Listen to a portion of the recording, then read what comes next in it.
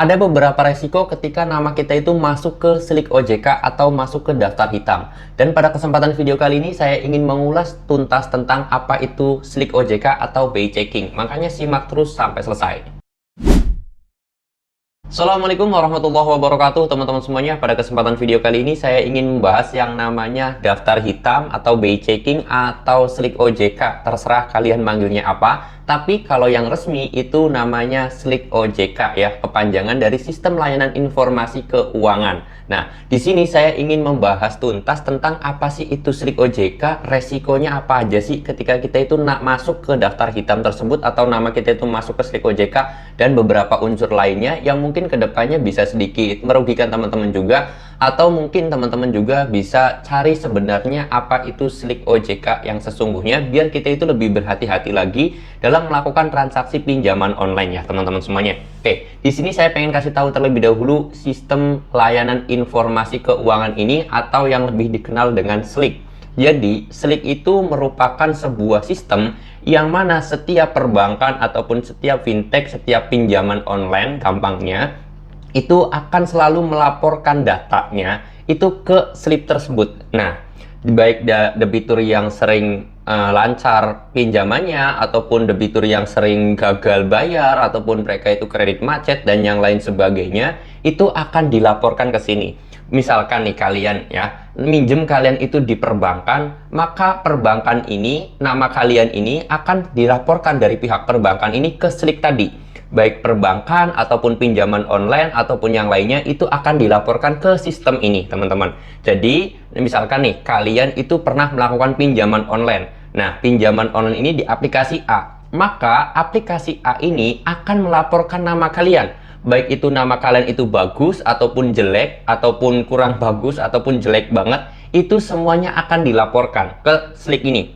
Nah, slik ini setelah kalian itu namanya sudah ada di sini, semua pihak yang diizinkan itu bisa melihat nama kalian.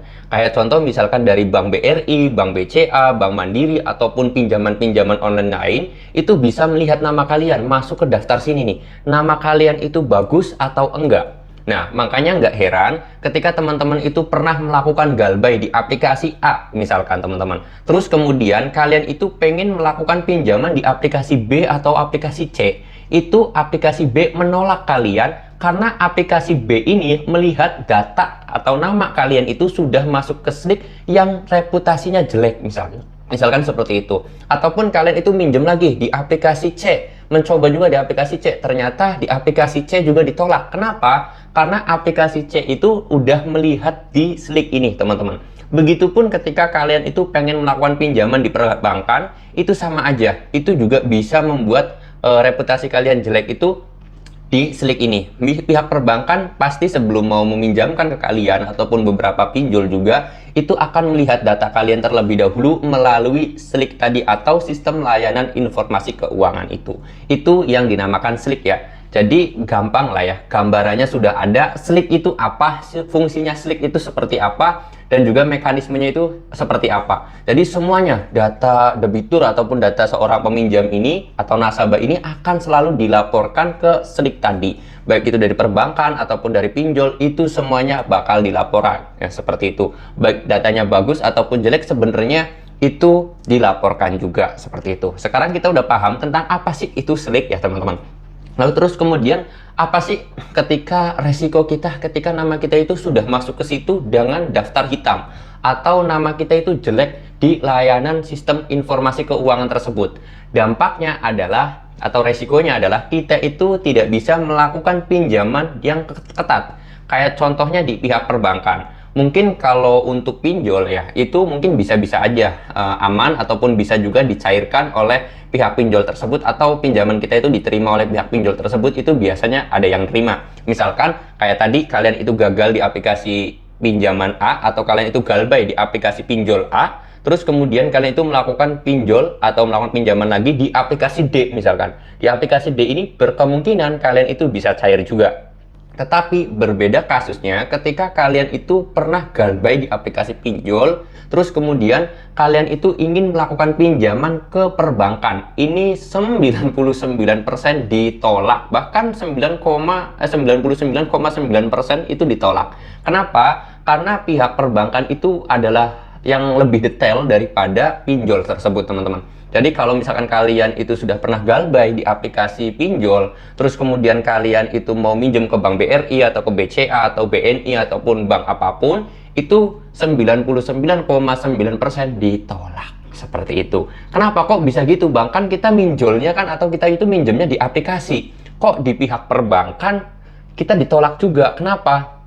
Karena ya tadi, fungsinya Slick itu tadi, pihak perbankan itu tahu kalian itu pernah galbay atau skor kalian itu jelek, itu dari Slick tadi. Pihak perbankan akan mengecek nama kalian, ternyata nama kalian itu jelek. Akhirnya ketika nama kalian jelek, ya pihak perbankan tidak mau meminjamkan uangnya ke kalian. Seperti itu. Nah, itulah sebenarnya dua gambaran singkatnya aja tentang apa itu Slick dan resikonya. Nah, terus kemudian apa sih sebenarnya manfaat kita ketika kita itu melakukan pinjaman di bank? Karena kan ketika kita sudah namanya sudah masuk daftar hitam, kita berpotensi besar tidak dapat pinjaman dari pihak perbankan tersebut. Sebenarnya sih amat sangat disayangkan banget kalau misalkan hutang teman-teman semua itu di bawah 1 juta, terus kemudian kalian itu masuk ke daftar hitam tersebut. Kenapa? Karena dari situ sebenarnya ketika kita itu pengen melakukan pinjaman perbankan, itu pasti ditolak. Nah, manfaat pinjaman perbankan ini sebenarnya sangat luas banget ya teman-teman. Karena ini cerita dari pengalaman pribadi saja, bukan karena cerita-cerita yang lain ya teman-teman. Karena jujur saya apa adanya aja ketika saya mau melakukan usaha ataupun bisnis, terus kemudian saya juga pengen ngambil rumah dengan sistem KPR, itu ya semuanya bersangkut paut dengan pihak perbankan. Itulah. Jadi ketika saya mau usaha, terus kemudian saya mau minjem KUR, karena KUR kan itu bunganya sangat rendah, jadi saya mau nggak mau minjem ke bank. Itu manfaatnya. Pertama, ketika kita mau mulai usaha ataupun kita itu mau beli rumah dengan sistem KPR, itu enaknya kita bisa bersangkut paut dengan pihak perbankan. Sedangkan kalau kita itu namanya sudah masuk ke daftar hitam, ini yang jadi beresiko. Kita sama sekali tidak bakal dapat izin dari pihak perbankannya, pasti susah banget. Pertama itu. Lalu kemudian yang kedua, saya katakan ini nggak enak ya, atau hal ini dampaknya buruk, itu mungkin bagi saya adalah teman-teman semuanya yang masih mempunyai apa ya kasarnya itu jenjang karir ke depannya. Jadi misalkan kayak saya nih usianya masih usia produktif, di mana saya itu usianya sekarang masih 20 tahunan, yang mana ini masih jadi prospek banget buat saya itu yang berkemungkinan besar akan bersangkut paut lagi dengan pihak perbankan. Itu saya agak sedikit menyesal juga. Kenapa? Karena pada saat itu saya pernah galbay, lalu atau bisa dikatakan kredit macet ya. Kredit macet itu ketika saya melakukan pinjaman ke perbankan itu agak susah. Tapi alhamdulillah sekarang itu sudah dipermudah dengan beberapa hal atau beberapa cara yang sudah saya sebutkan di video saya sebelumnya. Kalian boleh nonton aja video saya sebelumnya gimana sih cara agar nama kita itu bersih dari BI checking atau Slick OJK ini. Nah, jenjang karir ini, kembali lagi ke topik, jenjang karir ini kan perlu banget ya. Mungkin saya ibaratkan teman-teman semuanya yang minjem di bawah usia 45 tahun ke bawah, ini alangkah baiknya kalau pinjaman teman-teman semuanya itu di bawah 1 juta, alangkah baiknya dilunasin. Tapi kalau misalkan kalian itu usianya di atas 45 tahun, terserah kalian mau digalbain juga nggak apa-apa, karena mungkin kalian nggak bakal bersangkut paut dengan Slick OJK ataupun BI checking ini teman-teman. Nah, kenapa kok saya menganjurkan seperti itu? Karena biar bagaimanapun teman-teman pasti dong punya planning ke depannya, pengen punya usaha sendiri gitu kan, mau merintis usaha, mungkin teman-teman juga belum punya modal, terus kemudian teman-teman juga pengen yang namanya itu punya rumah, karena mungkin beli rumah itu nggak 100 juta, 200 juta, kita harus pinjam ke bank. Kapan kita punya uang 100-200 juta secara dadakan, kita bisa menggunakan KPR dan yang lain sebagainya. Banyak hal yang sebenarnya masih diuntungkan. Jangan sampai hanya karena kita itu punya hutang cuman di bawah 1 juta, terus kemudian nama kita jelek. Sebenarnya di satu sisi lain, saya juga bukan menakuti teman-teman, sama sekali nggak ada unsur menakuti teman-teman. Karena apa? Karena kalian coba prospek lagi, pikir lagi ke depannya, jenjang 5 tahun lagi, 10 tahun lagi, kalian itu seperti apa? Apakah kalian mau ngambil rumah, apakah kalian itu mau ngambil motor, atau kalian itu pengen ngambil mobil, atau mau merintis sebuah usaha, itu kemungkinan kita butuh modal. Nah, modal ini siapa lagi kalau yang bukan mau minjemin uang itu? Tetangga aja susah, kadang-kadang saudara juga susah, ya nggak? Kalau bukan dari pihak perbankan. Repotnya lagi, pihak perbankan akan nolak kita ketika nama kita itu masuk ke daftar hitam. Seperti itu ya teman-teman ya. Oke, mudah-mudahan informasi ini bisa bermanfaat dan semoga teman-teman semuanya yang sekarang terlilit hutang pinjol, mudah-mudahan diperbanyak rezekinya, bisa lunas hutang pinjamannya, dan jangan sampai terjerumus lagi ke yang namanya pinjol ini ya. Saya doakan mudah-mudahan teman-teman semuanya dapat banyak rezeki untuk bisa melunasi hutangnya, dan semoga kedepannya teman-teman semuanya ekonominya membaik agar tidak lagi yang namanya terjerat pinjol. Mudah-mudahan video ini bermanfaat. Saya tutup dulu video ini dengan kata Assalamualaikum warahmatullahi wabarakatuh.